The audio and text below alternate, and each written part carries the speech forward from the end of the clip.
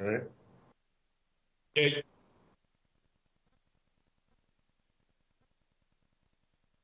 Oh, good. Good. All right.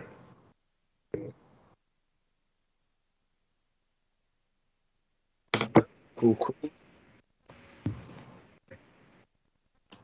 Yeah, let's do it. Let's No, do it. sure.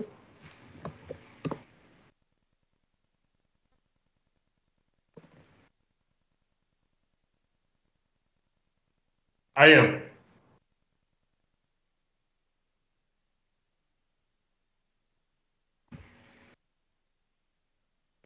It was a special win in what's becoming a special season. The Dolphins rousing 22-20 victory over Dallas on Christmas Eve, secured a playoff berth for the second straight year in the Mike McDaniel era, and it was one of the biggest wins in recent franchise history. Now comes another huge opportunity with Sunday's New Year's Eve showdown at Baltimore. A belated Merry Christmas, Dolphins fans, and welcome to this week's edition of Dolphins Deep Dive with Perk. I'm your host, Chris Perkins, your South Florida Sun Sentinel Miami Dolphins columnist. That's David Furones, your South Florida Sun Sentinel Miami Dolphins writer. Thanks to all our viewers for making time to join this chat and join this program. As a reminder, if you miss any of this show, you can download the podcast on iTunes, Amazon, Spotify, or wherever you get your podcast. Let's talk some Dolphins, folks. The Dolphins win over Dallas shot down a major narrative that Miami can't beat quality teams.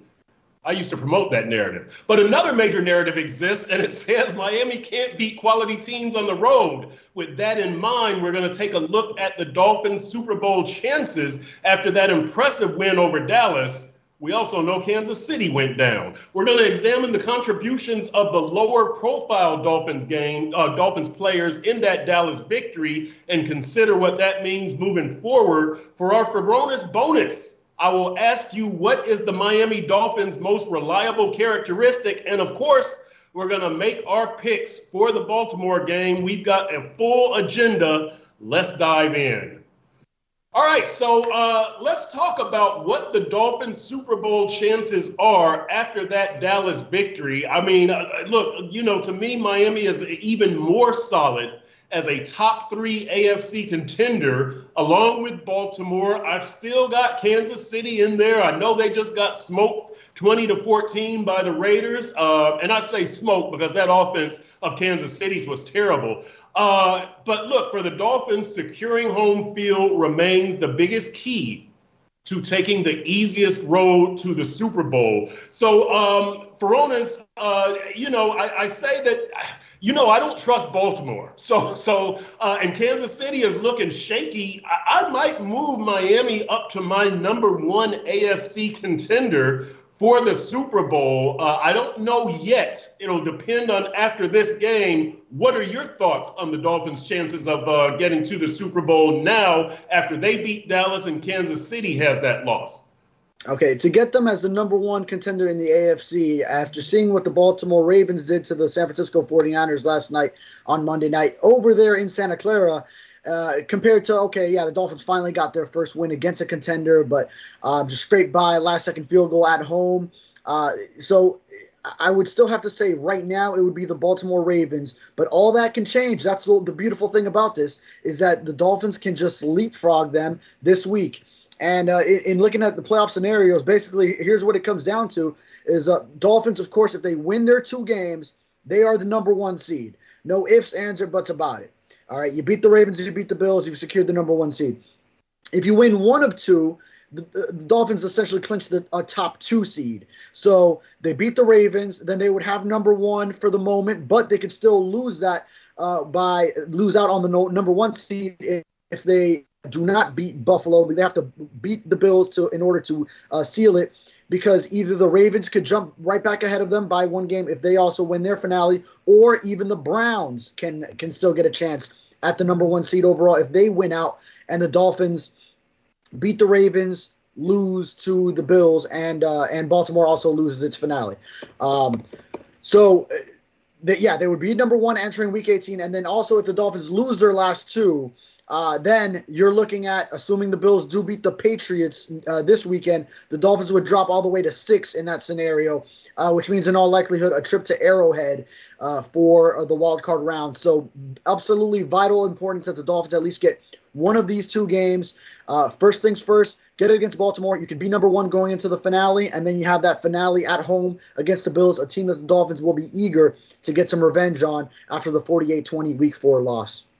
Yeah, that very well put there, Furones. And let's say hello to our folks in the chat. Malby Crazy, Matt Newton, Pretty Boy, Judy Williams, Hooked Up Joe, Dave Harbor, J Mac. Always got to get this one carefully. J Mac 091675 Mac, Richard O'Connor in the chat. So yeah, welcome. I think you were off by a digit.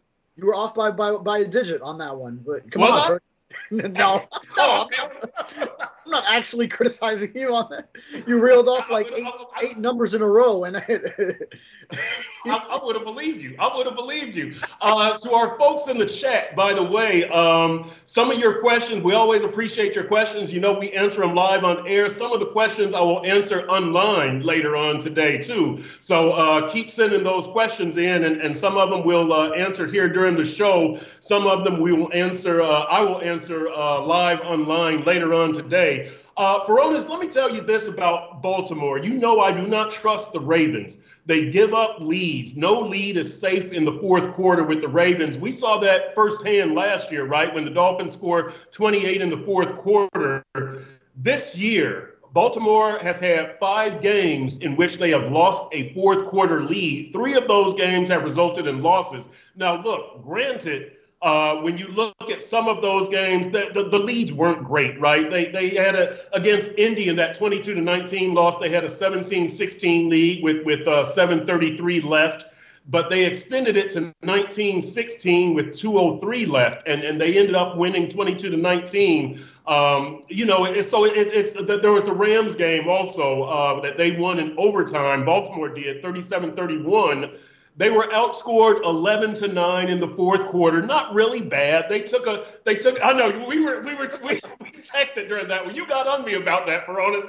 But Baltimore had a 23-22 lead with 11:17 left, and I was like, yeah, watch them lose another lead, and you were like, hey, it's only a 23-22 lead.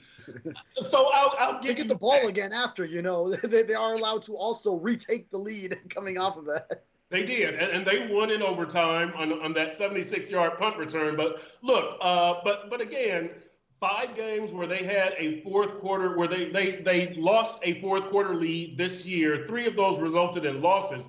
Last year, they had 8 games in which they had a fourth quarter lead, and 5 of those resulted in losses. And look, you know, Miami outscored them 28-3 in Baltimore in the fourth quarter. Last year, the New York Giants beat them 24-20. The Giants outscored the Ravens 14-7 in the fourth quarter in Baltimore. You know, last year they lose to Jacksonville 18-15, and they're outscored in the fourth quarter. I'm sorry. Last year they lose to Pittsburgh 16-13 in Baltimore, and they're outscored 10-0 in the fourth quarter. So I don't trust the Ravens. Now, look, when we talk about the Dolphins have to show me that they can beat a contender on the road. You know, Kansas City is looking very shaky. So I do think that there is a reason for Baltimore to, in my eyes, to be looked at a little bit lower. Judy Williams says, methinks Chris Perkins is grasping at straws here. Furones, what do you think? Yeah, a little bit. Now, the one from last year, that was a little bit bigger of a sample size. But basically, what you're telling me this year is the Ravens have led going into the fourth quarter in every game, which is very important, very impressive. And they have not gone undefeated. So if you go into the fourth quarter leading every time, but you're not undefeated, then that means, okay, you ended up blowing a fourth quarter lead here and there.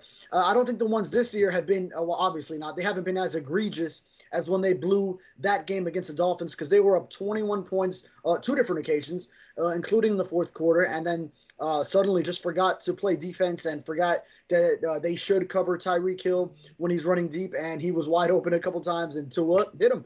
Also, you got to give credit to the Dolphins for taking those plays when they were there for the taking. But that loss was just I would put it a lot more so on the Ravens blowing it, but yeah, still the Dolphins, they executed in those scenarios. So yes, we've seen it from the Ravens, but boy, they look like a different animal this year. They're just much more well-rounded, better at the receiver position. They won't have tight end Mark Andrews, but Zay Flowers gives Lamar Jackson another receiver weapon out wide, and he's got OBJ over there now this year too. I think the defense, with those examples not being as egregious as that Week 2 game last year, I think they'd be better inclined, better tuned to secure a victory when winning by that much. And hey, you even thought maybe San Francisco could still get back into it late when they gave up one touchdown. The 49ers were driving again, but still ended up coming through there. Big sack on 3rd and goal at the 1. I don't know why Kyle Shanahan was putting the game in Sam Darnold's hands instead of just handing it off to Christian McCaffrey. But that's for a 49ers podcast, not for Dolphins Deep Dive with Chris Perkins. So, but yeah, I mean. It'll be huge. This game, if the Dolphins can get into number 1 seed territory and secure that worst case scenario, they are number 2. You avoid cold weather cities. You stay at home where the Dolphins are 7-1 this season, and you save the Sun Sentinel some travel budget money. I think our bosses would be very pleased if the Dolphins if the road to the Super Bowl goes through Miami. Every newspaper executive in South Florida is rooting for the Dolphins to get home field for budgetary reasons. Furones, let me tell you this also. I'm not one to give flowers very easily, as you can tell by my Baltimore assessment. That stood for the Dolphins also. But here's what I like about the Dolphins and what I've seen more recently is that the complementary football is going to the next level. Quiet as it's kept last game, the offense only scored 1 touchdown. But you had Jason Sanders with the 5 field goals. And then the defense played a pretty good game. I know they got driven on that last possession. And you did have the ugly penalties against Xavier Howard and Deshaun Elliott, both getting pass interference penalties. And that's not good. And then the touchdown with Jalen Ramsey as the closest defender, that's not good. But playing complementary football, the offense drives down and special teams win the game. And we know that the defense had that streak of 3 consecutive games with a pick 6. So I really like the way that the Dolphins are playing complementary football. That's what you really need in the playoffs, because your offense sometimes runs into a tough defense. Your defense sometimes runs into a tough offense. Special teams sometimes run into tough weather conditions, windy, cold, rainy, snow, whatever. It's nice to know that the other unit can pick up the slack there. And let's go to the chat. Let's ask this strategy question, because I saw it. I have to get back to it. And it was about Cater shadowing Lamar Jackson and spying on Lamar Jackson. I've got to get it, but because I've got to get the name of the person who sent it in. I wanted to talk about complimentary football too. So while you get that, all right, talk about it. I'll look for this question. Okay, yeah, teamwork makes a dream work.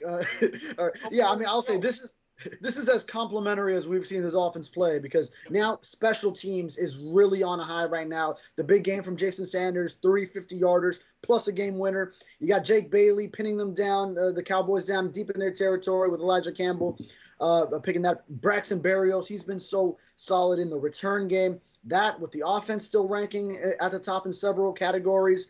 And the defense has played phenomenal since week 5, and more so since Jalen Ramsey debuted the last 3 minutes against Tennessee, notwithstanding. But really, I mean, all the phases, my compliments to the Dolphins' complimentary football. Right.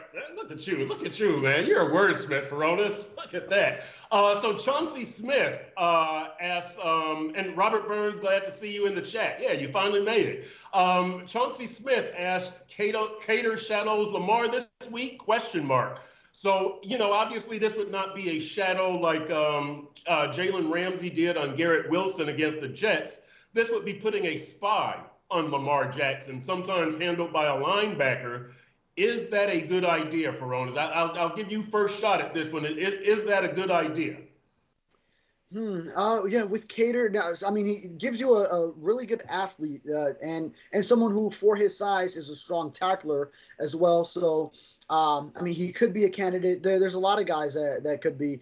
Boy, it hurts that you don't have like Javon Holland right now, or if he does come back, he's going to be coming off of 4 weeks missed with those 2 knee injuries, the MCLs that he said on local radio 560. But yeah. Like the past year and a half, we've mentioned Channing Tindall as a candidate for that. I know they used him some against Justin Fields last year, but I don't think Vic Fangio would have that in his cards. Even when we asked about him a few weeks back, he said he hasn't even seen him play defense. He hasn't even put him in practice to see what he's got, while still saying, they have a belief in him. Anthony Campanelli also reiterating some of the same notions. But yeah, I don't know if Duke Riley would be up for that kind of challenge. I mean, I think a lot of times you'll need, Jerome Baker maybe would have, but obviously he's going to be out. He's still on IR, has 1 more week at a minimum on injured reserve. If David Long could do something like that, Van Ginkel, yeah, there's options. Maybe you want to give him different looks so you're not always keeping the same guy. But Lamar Jackson will have to be a priority because you have to defend the play that they call, and then the play that Lamar Jackson can create once you do defend that initial play call well and things break down, and then it's just a game of catch me if you can, of kill the man with the ball, like kids played growing up. So he plays that playground style, and all of a sudden when things break down, and then the game turns into something different. So you have to be set in that area for sure.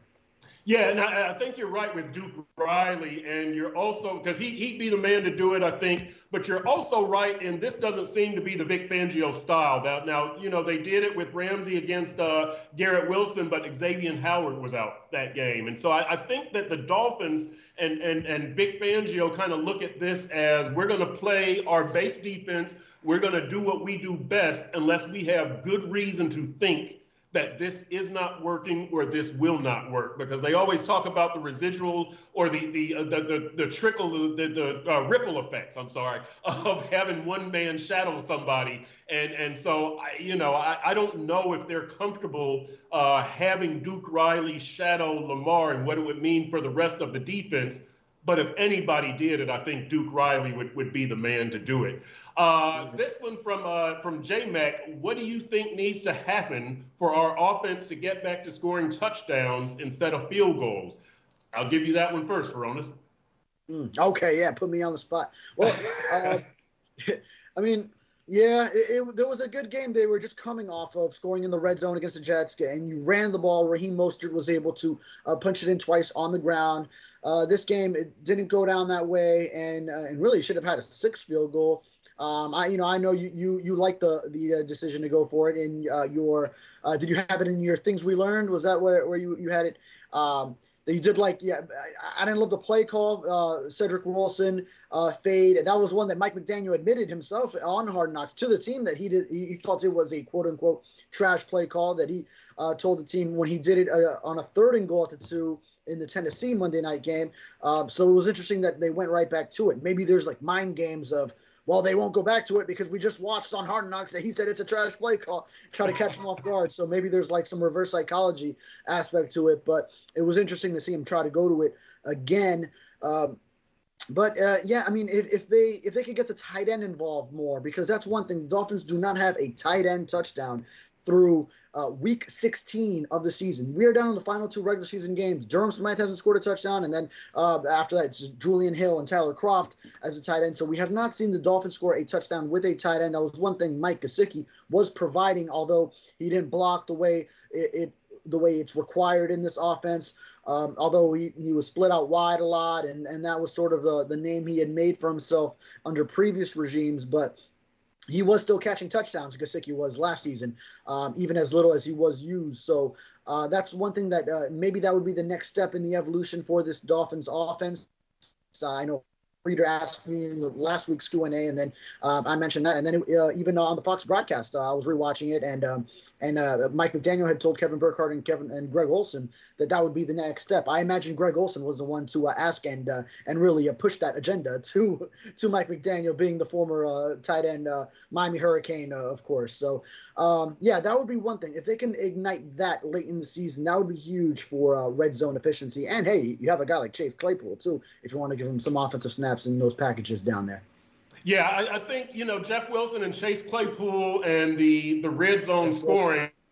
And you know what? Aside from that, Furones, it's the big plays, because this is a big play offense. And so, we haven't seen as many big play touchdowns. Waddle had the 60-yarder, but you don't see it's not as frequent the last few weeks. I think if that returned, that would help tremendously, because this team is not very efficient in the red zones, getting those touchdowns. Effie Michon texts in, love the show, listen to you weekly all the way from Israel, fins up. Love to hear that, baby. Love to hear that. And as we go into our next segment, Furones, we've got a question here that's going to be perfect for it. So in segment number 2 here, what we're going to talk about is the Dallas victory belonged to lower profile guys. What does that mean going forward? And we're going to get into that with this question here from John Fiorino. Nice to see you in here, John. Who do you think steps up with Waddle out? We don't know that Jalen Waddle is out. Wilson or Craycraft? I'll say this. Jalen Waddle is going to be slowed probably at the very least. It's Mike McDaniel said it's a high ankle issue, so I would think a high ankle sprain. It's not a shin issue. We know that Tyreek Hill has been slowed down with that left ankle injury. So your top 2 guys are slowed down a little bit. Cedric Wilson, River Craycraft. What about Braxton Berrios? I don't know. I actually don't know. But when we talk about the Dallas victory belonging to the lower profile guys, quiet as it's kept, our man Durham Smythe, right?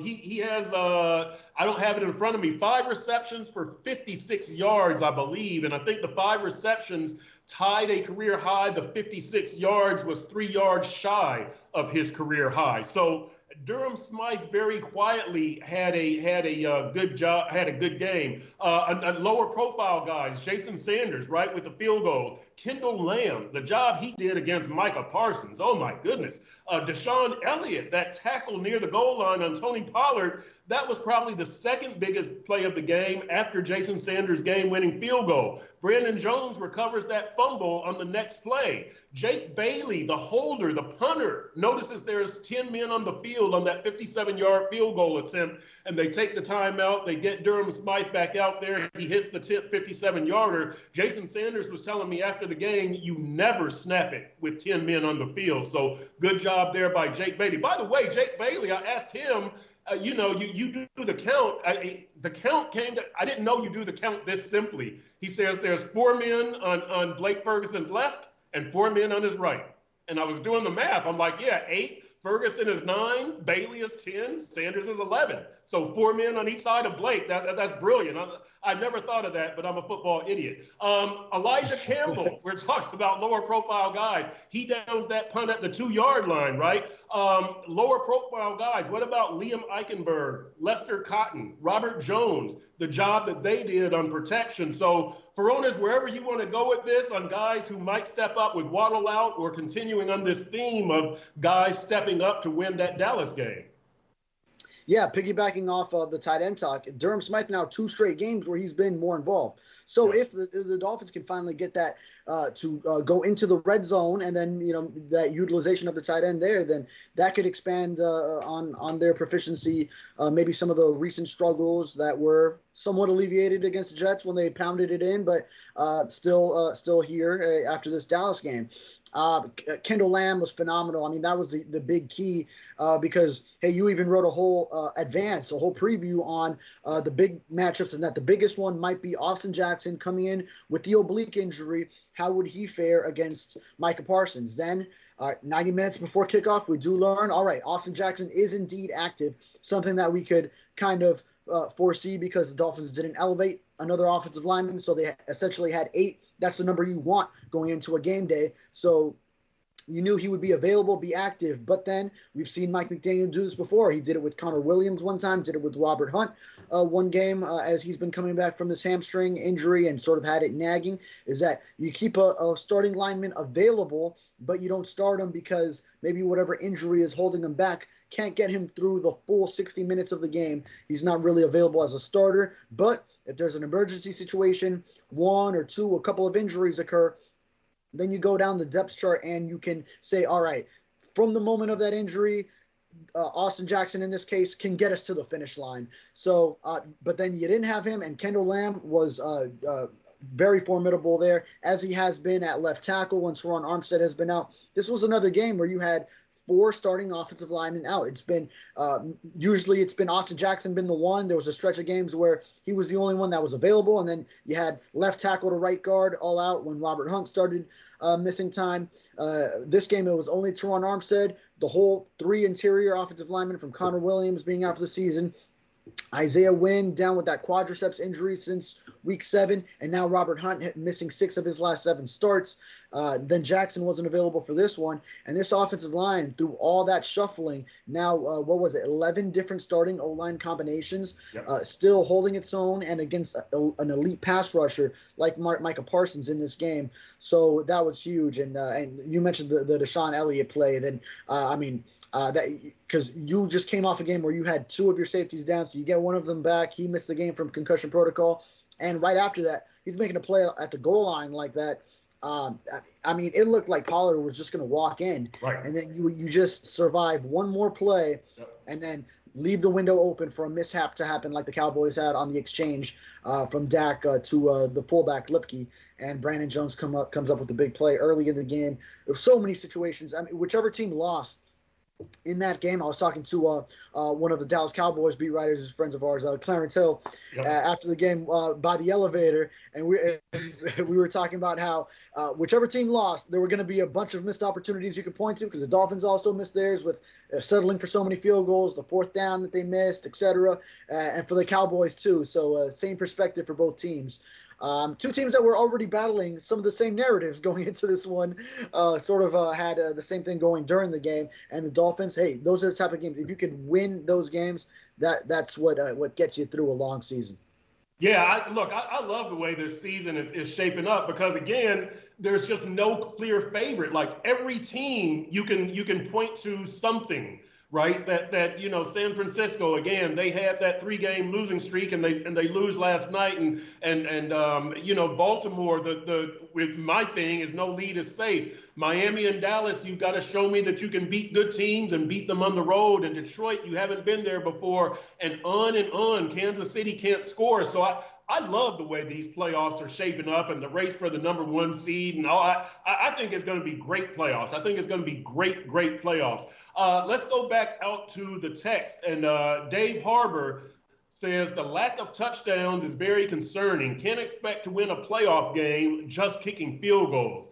I'll say this, Dave, and I'll throw this over to you, Furones. This is where I think complementary football comes in. That I agree with you, Dave, that the lack of touchdowns is very concerning, and it's something that I've pointed to in big games. There has been a trend of lack of touchdowns, but the complementary football, the way the defense can make plays, what we saw from Jason Sanders with the 50 or more yard field goals, that bails you out of a lot of trouble. So I like that. And then I'll read this one and throw this one to you also, Furones. Richard O'Connor says, do you agree that this team is different? They play harder, are more close-knit, and have finally bought into the next man up mentality. Somebody else on the chat said that this team plays more like family. They care for each other. So talk about the complementary football in the face of the lack of touchdowns, and then whether it matters that this is a close-knit team that plays like family and that plays for each other.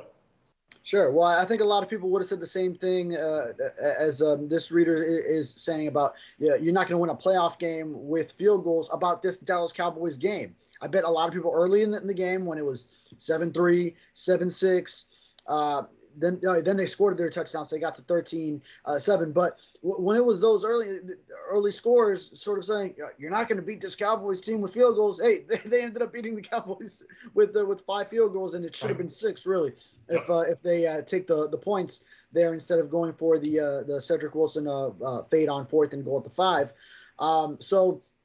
And that was essentially that was almost like a trial run of a playoff game. That was a playoff intensity type of game. It was AFC versus NFC, but that was a contender late in the season, in December, late December. You're coming down to this is you love when I say penultimate. So that was the anti-penultimate game. It was the 3rd to last game. I don't know what it would be when you go one step before. I don't know what the word is for that. How many prefixes you need? So we'll keep it at that one, but. Yeah, I mean, that was a big win. And the second part about the closeness of the locker room, you and I have said it so many times just from visiting the locker room, seeing the way guys interact, and even the way they interact with the media, that this is a great locker room, a great group of guys. The media, us in the media, we hand out a good guy award, and there are so many guys that receive votes because it's just so spread out that there are so many really great candidates for that type of award. Which went to Teron Armstead last year, and then this year cannot reveal yet, but someone will be finding out on the Miami Dolphins that they are the media's Good Guy Award, and an award that they maybe don't want to share with their teammates that they won. That's right. But I mean, it's that type of locker room, that type of close knit, the next guy up mentality. When they say it, it's not just. It's not just a cliche that they use. They really mean it, and you've seen it with so many examples on the offensive line, at safety, Brandon Jones and even Elijah Campbell filling in with guys down, Duke Riley coming in for Jerome Baker, Andrew Van Ginkel coming in for Jalen Phillips. A wide receiver might have to step up for Jalen Waddle this game when Tyreek Hill was out last game. Yep. Devon Achane has missed time. So many examples of just next man up really working on this Dolphins team.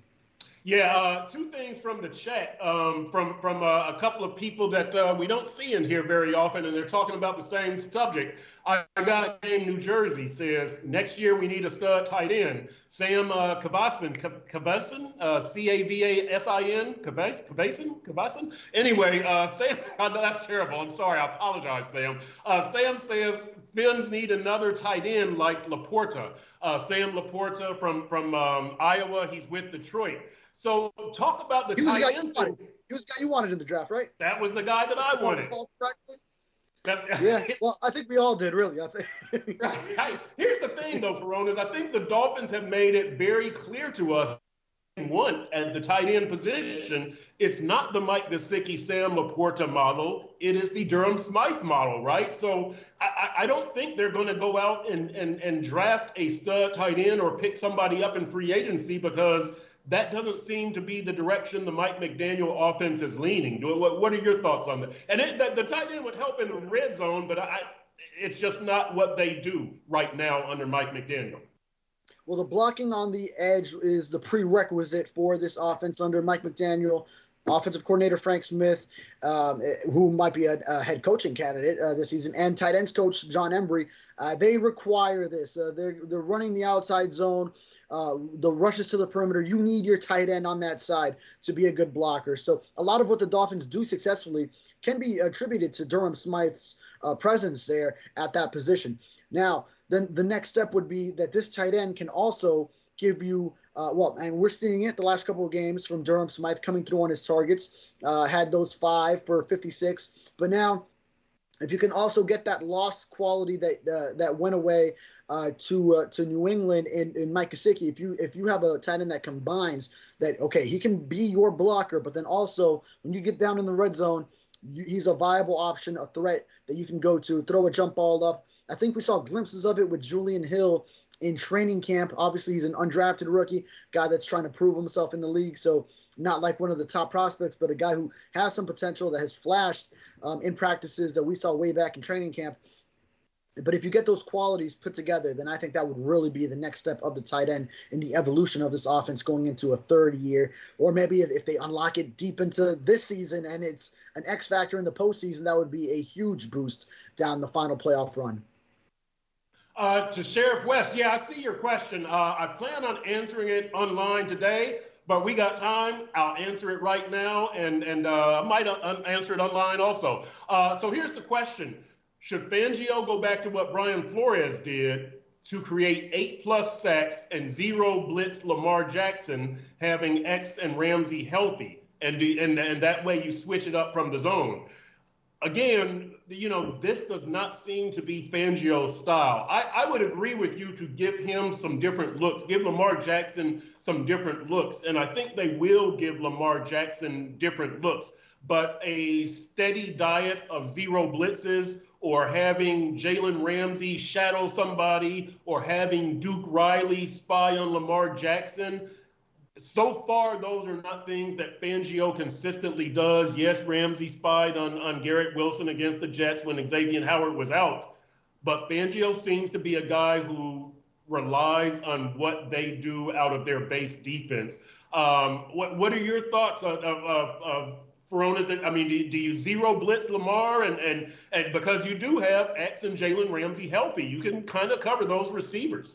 Yeah, well, X is still probably dealing with the hip, playing through it. So I wouldn't say fully healthy. Now, he was dealing with the groin injury at week 2 last year. I remember that early season groin injury that he was battling through. And then in that game, the 0 blitz was so effective on Lamar Jackson in the 2021 game. And then the Ravens were very well prepared for it in next year's game. Now, the blitz percentages were a lot lower. Obviously, the Dolphins made adjustments throughout the game. But when they did go to that heavy blitz, Lamar Jackson was ready for it. He hit Rashad Bateman on that one long touchdown. He had his very long run of his own. I know kind of Xavier Howard was in the middle of, I believe, both of those plays, if not one. But, he was trying to get through a groin injury and wasn't running it at full speed, clearly.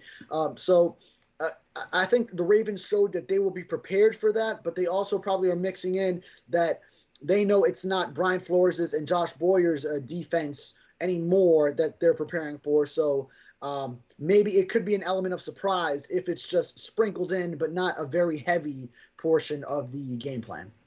Right. I agree. And Pretty Boy did mention on the text that Fangio did mix it up a little bit against Dallas. We did see some blitzes and we did see some stuff. So Fangio is not adverse to going away from what he does best or what he usually does. I think he's adverse to a total switch up, philosophical switch up is what it looks like. He's shown that now 2 games in a row because he did shadow Garrett Wilson the previous game with Jalen Ramsey, something he hadn't shown before, which I also found interesting because it is sort of revealed in Fangio's mind in his quarterback rankings, like are difference from Jalen Ramsey to Xavier Howard, not going to shadow. Difference in Xavier Howard from Kader Kohu, like we saw week 4 against the Bills, not going to shadow. With X out, difference from Jalen Ramsey to Kader Kohu. Now that has reached the threshold where Vic Fangio will be willing to shadow an opponent's top receiver like he did. So Jalen Ramsey to Kader Kohu, he said, all right, I'm going to put Jalen Ramsey on Garrett Wilson. And then you see between the 1 and the 2 and the 2 and the 3, Fangio is not willing to shadow. It was just interesting to get a glimpse into. Now we're building up these pieces of information on what Fangio is willing to change up and what he's not. Right. I think, it's all very interesting. Gerald Rodriguez, welcome. Edward Sarmiento, welcome. Dana Boyce, Drew Ayala, welcome to all of y'all. Papa Hogg, welcome to all of y'all. Steve Camara. The questions that I'm going to answer online are from Malby Crazy. Maybe Sharif, we might go back over that one. Richard O'Connor, Jason Stavros, and Steve Kamara so far. We might get to some more online. But we are now going to go into the Furones bonus. Oh, the Furones bonus. There we go. There we go, baby. So here's the question this week. Tell me the Dolphins' most trustworthy characteristic. And this is an open-ended question. It can go a lot of ways. What about the offense? That offense, the big play offense. You got Tua, you got Tyreek, you got Jalen Waddle, you got Raheem Mostert, you got Mike McDaniel's brilliant mind. What about the defense? Do you like that? Vic Fangio, Jalen Ramsey, Xavier Howard, Christian Wilkins, Zach Sealer. What about special teams? Braxton Berrios is getting them good field position. Jason Sanders, you saw what he could just do. The most trustworthy characteristic, big plays. Maybe it's that. Maybe it's their tough mentality. Maybe it's their ability to win at home and protect Hard Rock Stadium. I think they're 13-3 under Mike McDaniel. Maybe it's scoring. Maybe it's the cornerbacks. Maybe it's the depth. The Dolphins have a whole lot of trustworthy characteristics to choose among. It's really hard to just pick one. Furones, really, for me, I might go for either depth or their tough mentality. I mean, the depth has really, really been impressive. It would probably be one of those two for me as their most trustworthy characteristic. I can always count on this team staying in the game mentally. They're tough to beat, and I can count on their depth. Look at the offensive line. Look at the secondary without Jalen Ramsey. They've been very impressive. So for me, it would probably be either their mentality or their depth. This is your bonus. This is your segment. What do you think is their most trustworthy characteristic? Yeah, I was going to say, Perky, if you want your own segment, you already got the whole show. All right, you're taking over my segment too. No, well, yeah, I like those. I mean, depth was really good. So, all right, I'll go with the tough mentality so that we have different things to say on the show. And one specific aspect of the mentality in their ability to stay present always. So we've seen them that whether they're building off the momentum of a huge win, they can do that. They can reel off a win streak. Whether it's their ability to respond from a devastating loss, they've had to do that all those times that they lost to all these contenders, whether it's the Bills, and then, yeah, sure, you play the Giants and the Panthers after, but you come back and win those games, whether it's losing to the Eagles, come back after that, and the Chiefs, and reel off some wins. The Titans game, that could have really gone sideways after that collapse in that game, but you've bounced back from that, and even now have your top win of the season. You could say the 70-20 win against the Broncos, but really beating the best team that you've beaten all season in the Dallas Cowboys. So now you're coming off of that. And it goes to a question that I was actually asking McDaniel yesterday, which was about if it does help that now this win has come right immediately preceding the stretch that they're about to go on at the Baltimore Ravens, home against the Buffalo Bills. It's all playoff games, basically. It's all either playoff-like atmospheres or actual playoff games from here on out. And it started with that Cowboys game, got the win. But really, it's the mentality that he has instilled from just taking every opponent the same way, whether it's all these quote-unquote bad teams that no one in the media wants to give this Dolphins team credit for beating. Look at how many teams fall in such games. I mean, every other contender has lost to some of those bottom feeder teams that, okay, you should roll over them this week, but then they don't approach the game with the same mindset. Now, yeah, they did lose to the Titans, and so that was one example where it went sideways, but they were up 2 touchdowns. It was really like a very unique just set of circumstances, a collapse on giving up 2 touchdown drives, having a quick 3-and-out, and then not scoring on the game-winning drive potentially, and then blowing that one. But really, I mean, they had that game in the bag. So to me, it's just the way they approach every game, having that mentality, that mindset every single time out, and then that builds toward now these really tough games down the final stretch into the playoffs. So it's not like they're just all of a sudden amping themselves up. All right, now we bring forth our 100% best effort. No, they've been doing that consistently, so that's something that they could always reach to because they've just been doing it the whole time. It's not something that you're reaching to try to find all of a sudden because the games mean more now at this moment. Right, I agree. This team's mentality has been incredibly impressive under Mike McDaniel. It was last year. It has been again this year. To wrap up the Furones bonus segment here, first we'll say hello to Raphael Courtwright, one of our regulars, and hello to Reem Rowe. From Reem Rowe, any injury news? And then from Raphael, how is Robbie chosen? We're talking about the tough mentality. We were talking about who might step up if Jalen Waddle is slowed down. Robbie Chosen also in concussion protocol. So, when we talk about the injury news, there's the usuals, right? There's Eichenberg with his calf. There's Teron Armstead with his multitude of things. There's Tyreek with his ankle. There's Jalen with his ankle and well, I guess just ankle. It's not a shin. There's Chosen with his concussion. On the other side of the ball, who do we have over there? I think we're fairly healthy from last game, right?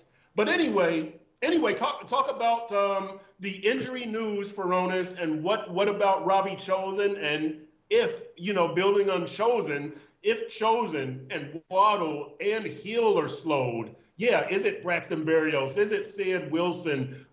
Who is the likely? Is it Durham Smythe? Is it Jeff Wilson out of the backfield? What do you do in the passing game if all those guys are slowed down? Yeah, we know it's just a high ankle issue, so we don't know how serious it is for Jalen Waddle. But the Dolphins will have to find more information throughout this week. And we know, and Mike McDaniel even said, those are tricky, quote unquote. So, it could be something where the week of practice will determine it. But if he ends up being out, then obviously, Tyreek Hill, you may need to reach and find some more out of him. He might have to just rest him the whole week, give him a light practice Friday, and let him just go on Sunday, because he can go just like last week. Hey, even if it means that he's got to skedaddle out of team facilities before the media gets into the locker room to avoid us. Don't put so much stress on your ankle getting out of the locker room so quickly, though. And we know you love talking to us. So stick around for a little bit, and we love to hear from you. But Tyreek Hill may have to play a bigger role in the game. Robbie Chosen, we don't know too much yet. Obviously, in fact, we didn't even confirm with McDaniel about concussion protocol as of Monday. Didn't get around to that question.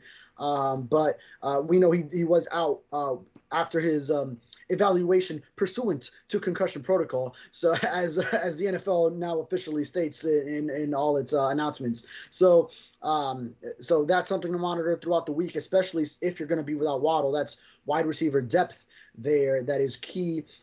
But, of course, the Dolphins did have River Craycraft as a healthy and active. Remember, Craycraft did score a touchdown in Baltimore last year, so he's another candidate with the Berrioses, with the Cedric Wilson, and maybe Chase Claypool. Maybe Chase Claypool we can get to that package. And then, obviously, we're monitoring Austin Jackson as well after he didn't start with that oblique injury. So maybe the pain tolerance gets better. Maybe the mobility aspect with the oblique, so vital at the core torso for a tackle to get those hips around and whenever an edge rusher is making their moves inside out. So if he can get that right, then that would be huge. But obviously, you loved what you saw from Kendall Lamb filling in for him. Yep. And Great White Willie Shark 1976 had a wild question: is he going to be available for the playoffs? I'll answer that online, but here's one thing, like Furones was saying, it's a high ankle sprain. Those are very... We don't know sprain. But no, high ankle injury. Ankle injury. And so those are kind of tricky. So the approach is going to be very interesting, but the Dolphins have been very good on their injury approaches this year. They haven't rushed people back. They learned their lesson with Connor Williams early in the season. They rushed him back with that hamstring, and he ended up sitting out another, 2 or 3 games, whatever it was.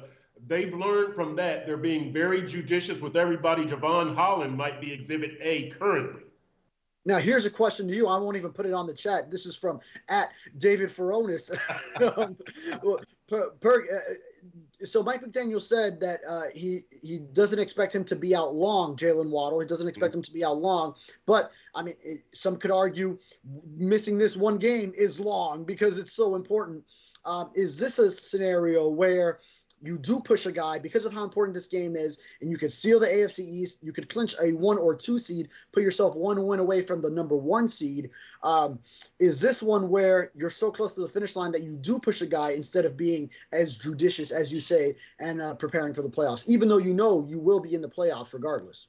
I don't know, but the offensive line approach makes me wonder what they do with Waddle. Now, it's obviously 2 different positions, but we saw Connor Williams suit up as a backup. We saw Rob Hunt suit up as a backup. We saw Austin Jackson suit up as a backup. Do you do that with Jalen Waddle? I don't know. So that's kind of one of the things I'll get into with Great White Willie Shark 1976 when I answer his question online. But Furones, there's a lot of different ways that the Dolphins and Mike McDaniel could go with this. We have to get the final diagnosis, but hearing the words high ankle make me think the Dolphins are going to be as conservative as possible. So to me, Waddle not practicing this week as possible, Waddle suiting up as a backup as possible, and Waddle not suiting up at all. They're all possible. They're all plausible. And based on what the Dolphins have done recently, they're all reasonable. So I'll get into those later, but there's a wide array of options available to the Dolphins when it comes to Jalen Waddle. Maybe a pitch count, and then you get him in on some plays. At least the decoy value of him would be there too. Yeah, there's a lot of options. So, all right, Furones, it is prediction time, baby. Dolphins versus Ravens. Who you got? You want to go first, or you want me to go first? Let me see. Considering that, let me go first. Let me get mine out of the way. All right. Yeah, considering I know how this is going to go. Right. All right. So we'll start with the bad news. I have the Ravens winning 23-20. I think it was very impressive what we just saw Baltimore do at San Francisco. Now, I don't think Tua is going to go throwing 4 interceptions like we just saw from Brock Purdy, but I think the Ravens also, they remember last year's game, how they should have had it, and they completely blew it, forgot how to play defense, forgot how to that they should cover Tyreek Hill, and gave up those touchdowns. So I feel like they have revenge on the mind, and they know they could just lock it all up, be the number 1 seed with this win. So I do have them winning 23-20, a very tight, contested battle. And then the Dolphins will have to win that finale against Buffalo, which, all right, since I'm not on the show next weekend, to probably alleviate the concerns of the fans that are probably attacking me in the chat right now, I will have the Dolphins beating the Buffalo Bills in the finale at home, all right? So then they get the number 2 seed that way. And then, you know what, I'm going to take it a step further, and they win in Baltimore in the playoffs to make up for all of it. I bet you like that one even better. No, we'll cross that bridge. We'll cross that bridge when we get there. But although there is a big X factor in that the Baltimore Ravens just got back into Baltimore probably a few hours ago, early Tuesday morning, playing a Monday night game across the country, long cross-country flight, and then picking up those 3 hours traveling west to east. Again, I mean, they are probably so dead tired, and also coming off a high, which could work both ways, because then it's not like those other times when the Dolphins played the Eagles, played the Chiefs, played the Bills, or, well, not the Bills, but those teams were coming off a loss before they played the Dolphins. So maybe there is a difference in mindset that you could catch Baltimore in going into this game, coming off such a high of winning on the road against the Super Bowl favorite that everyone had crowned already in the 49ers, and also the 36 or so extra hours of rest from the moment the Dolphins got back home from a home game Sunday night, finishing a home game Sunday night, to the Ravens early Tuesday morning, just landing back home. So that's a big X factor to monitor, especially since they probably came out a little banged and nicked up. Safety Kyle Hamilton being one of them with a knee injury in that game. So they got a short week now to get ready for the Dolphins. Yeah, they do, and that was brought up on the chat that the Ravens flying cross country on a short week could be a factor in the outcome of this game. Douglas Potter, good to see you in the chat. Jeffrey Matrosino, good to see you in the chat. Miami Kid J, always good to see you in the chat. Miami Kid J says 34-15 Ravens in a beatdown. Tua will struggle. Douglas Potter says Ravens 31-24, unfortunately. Chris Perkins, going to be the contrarian here. Dolphins 21, Ravens 17. I'm a believer now. The Dolphins, again, I don't give flowers very easily. I need to see a lot of things. One of the things that I've seen that will probably be my column on Wednesday, the Dolphins are now at +3 in turnover margin. I believe at the Jets game on Thanksgiving, I think they were -4. And Kansas City is at -10. They're tied for worst in the league. Yeah, I look at that as very significant. I look at the turnover margin. So I've got Dolphins 21-17. I think they end their trend of losing the big road games. I don't trust Baltimore. And I think the Dolphins defense is going to have a big game. I don't know who. I don't know how, whether it be turnovers or limiting Lamar Jackson or whatever. But I think the defense is going to step up. Defense travel. I am picking the Dolphins here. We'll see. Richard O'Connor says 27-24. We pull it out with a Sanders go-ahead field goal. And listen to this. Richard O'Connor further says Tua, 342 yards, very specific. 3 touchdowns, 1 interception. Raheem gets 117 on the ground. Tyreek gets 123. I would take that to the Hard Rock. Give me that. What was his final score? 27-24. 27-24. Yeah, so that's a lot of numbers.